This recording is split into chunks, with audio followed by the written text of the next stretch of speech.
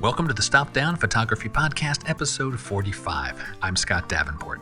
Today we tackle a question. When is my photo kit obsolete?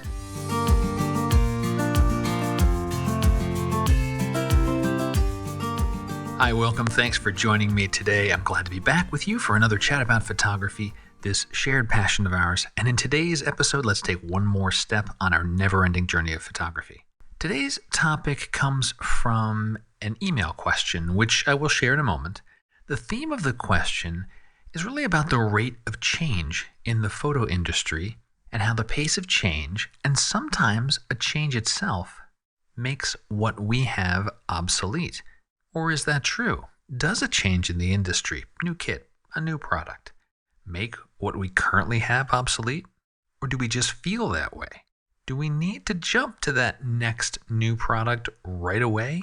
If you enjoyed today's podcast, please share it with a friend, share on social media with your camera club, and if you can, please leave a rating on Apple Podcasts. Current ratings on Apple Podcasts really help other photographers find out about the show. All right, so this question that I received, I got this through email, and it really, I thought, was a very good topic to cover. Here's the fundamentals of it. This person writes, over the years, I have purchased third-party enhancements for various graphics programs. Most programs seem to upgrade annually. They talk about the enhancements, but seldom provide information about changes that make previous items obsolete. Any suggestions on how to approach this problem? So the question is in the vein of post-processing tools, software, and I will respond to this question throughout this podcast. But when I first read this, I thought about the more general case. A new product is announced, a camera, a lens, a post-processing tool, tripod, flash, drone, the list goes on. The new features it brings can make us feel a little envious, maybe a little down. The stuff we own may seem to sparkle just a little less. But here's the thing. New products come out all the time. Nothing has changed with what you have. The camera in your hand works exactly the same way it did yesterday. Your software tools produce the same results they did yesterday. Your lenses are just as sharp as they were yesterday. Your current kit doesn't suddenly stop working just because a new product came out. Now, if you're new to this podcast, have a listen to episode 40, Artists Make Great Photos, Gear Solves Problems, for more thoughts about this in general. I'll have a link for you in the show notes. The sum of it is your gear, your software tools, they solve problems for your photography. If your problem set hasn't changed, or the new gizmo that's just been announced doesn't address your needs in an improved way, you don't need to immediately move forward. Your kit is not obsolete so long as you're still making great art with it.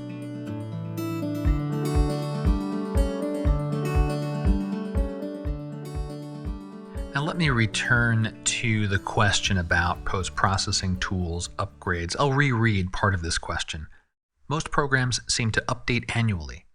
They talk about the enhancements, but seldom provide any information about program changes that make previous items obsolete.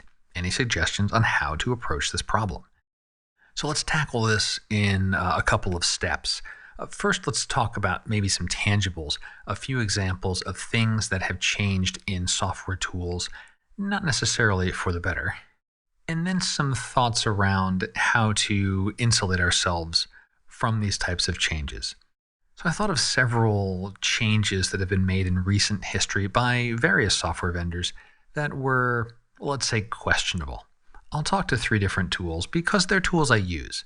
If you have a favorite example of one of these changes that was not for the better, drop it in the episode webpage. You can leave a comment there, or you can send me a note using the contact form on stopdownpodcast.com. All right, first one, number 1, Adobe Lightroom. So not if you remember the quote-unquote simplified import dialog. So the goal with this change was to make the import process easier. Getting our photos into a Lightroom catalog was supposed to be easier. And the issue is that it came way too late. As cumbersome and confusing as Lightroom's import process can be, photographers had learned to work with it, and more so, built workflows around it and relied on certain features to be there. This change was unceremoniously panned by many photographers, and thankfully Adobe didn't entirely remove the more complex and I'll call traditional import, and they quickly reinstated it as the default. But it was not a move that was made for the better and really messed up photographers' workflows. Example number 2, on My Photo Raw. The 2020 edition removed Smart Albums and replaced it with an advanced search feature. If you're not familiar with On1, a Smart Album is a collection of photos that is populated based on a set of rules. Greater than 4 stars has a certain keyword. If you're familiar with Lightroom, we'd call this a Smart Collection. So criteria on your photo builds up the contents of these albums, and they can dynamically change. Now, On1 didn't remove this functionality entirely, but the rearrangement they made is, in my opinion, more cumbersome. Yes, searches can be saved, so you can have rule-based views of your photo, but these saved searches are buried in a submenu of a menu, and searches can't be nested and well organized. It's just not as usable a feature as Smart Albums were, and it annoyed a lot of photographers. The effort they'd put into Smart Albums had to be remapped and reapplied to advanced search, and depending on your reliance on Smart Albums for your workflow, that can be an uncomfortable change. Example number 3, Skylum and their forthcoming Luminar AI product. Now, Luminar AI isn't even released yet, but we know a lot about it. Skylum's shared plenty of details with us. I've been able to play with early versions of the software. We know this is a big change on the horizon. And the big change is that Luminar AI is treated as a new product. Luminar 4, the current product, becomes an island. Skylum is not providing a catalog migration path from Luminar 4 to Luminar AI. Now, the new product, Luminar AI, it has a catalog, and it has the same exact asset management features as its predecessor. However, photographers cannot migrate their non-destructive edits, albums, ratings to the new version. That's a headache. I've lived through a mass migration once, and more about that in a bit. Now, why talk about these? Well, I highlight them not to trash talk a vendor, but instead to remind us that our tools can and do change, and not every change we will be excited about. In some cases, when our workflow is polished and streamlined, a change can be a detriment.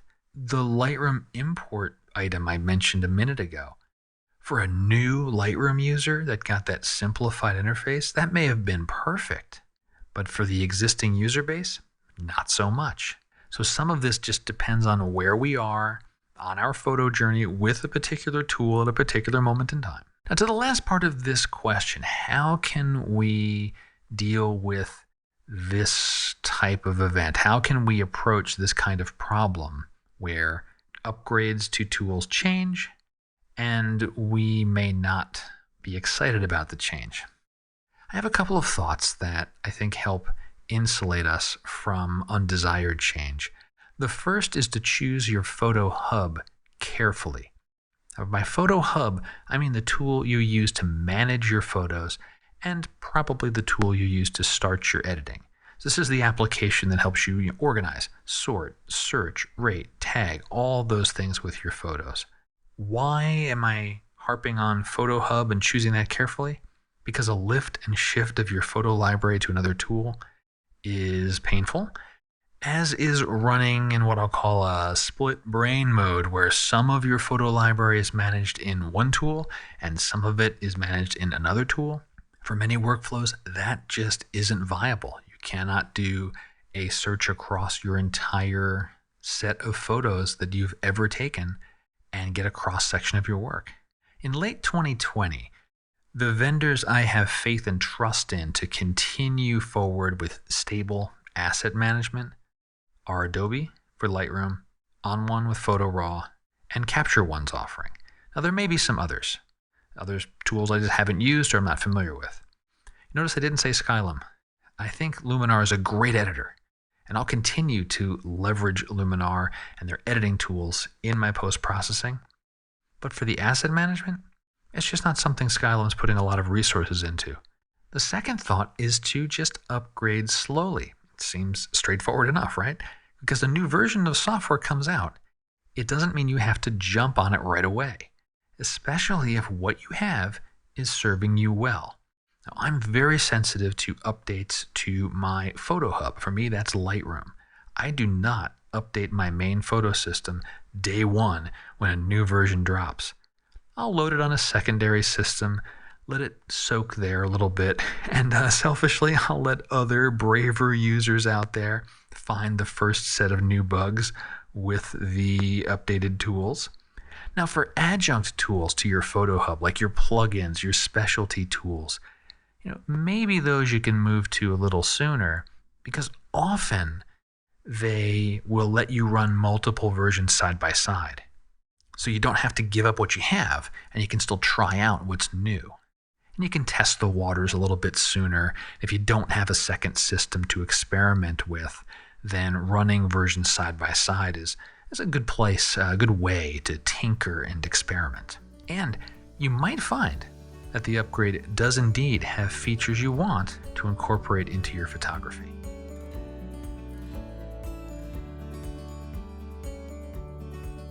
Let me finish off the podcast by recognizing that upgrading slowly, choosing your photo hub carefully, these are ways we mitigate risk. It's not a promise that the industry won't throw you a curveball or turn your entire workflow on its head. When I was really getting back into photography, digital photography, about a decade or so ago now, my first asset manager was Apple's Aperture. Aperture was my photo hub. Now, Apple's a big company, reputable. Aperture was a pretty safe bet as an asset manager. At the time, it was really Lightroom, Aperture, maybe a sprinkling of Capture One. And Aperture was actually the first one to market before Lightroom. It was preferred by many professionals. And in 2015, Apple discontinued development of Aperture. That was it. The Photos app was the future, and it wasn't then, and in my opinion, still isn't, up to par for professional photographers. So it happens. We are never immune to changes interrupting our workflows. Now, when Aperture was discontinued, what did I do? At first, nothing. Absolutely nothing. Like I said earlier, what I had working continued to work. Just because Apple stopped making a product didn't mean they reached into my hard drive and shut things down and took away my programs. I kept working in Aperture while I researched alternatives, planned out my migration, and it took about 8 months for me to move my library. Sidebar. A sudden shutdown of your photo applications is a little more of a concern in 2020. Apps that are pure subscription services can suddenly stop working or disappear. If the application authenticates to a service at launch and that service goes away and you can't run offline, all right, that's a risk. Strictly speaking, I have a level of risk today with Lightroom. I think it's a small risk and it's within my tolerance, but there is the possibility that Lightroom will cease to be available to me in some way, shape, or form that is working for me, and I will not be able to make new photos in it. Perpetual license software is less problematic in that regard, but not risk-free. Old software runs fine, provided you can keep an older computer running longer and you don't update your camera to a raw format the old software doesn't understand. Footnote to the sidebar, there are still users running Aperture today, 5 years after its demise. I suppose if I have a point to make with this tale, it's this. Insulate your workflow as best you can. Move your tools and your kit forward at your own pace, and realize occasionally you may need to absorb a big change. But the mere fact that a new product or a new piece of gear has been released does not immediately obsolete what you have running today.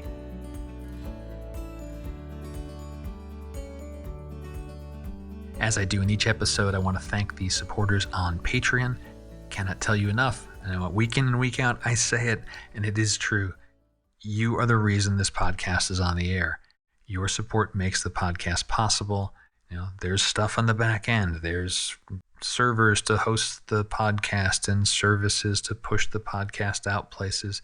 Those things aren't free, and your contributions help keep the engine of the show running. So thank you again. I hope you enjoyed some of the content I've shared in Patreon this month, a presentation on long exposure photography.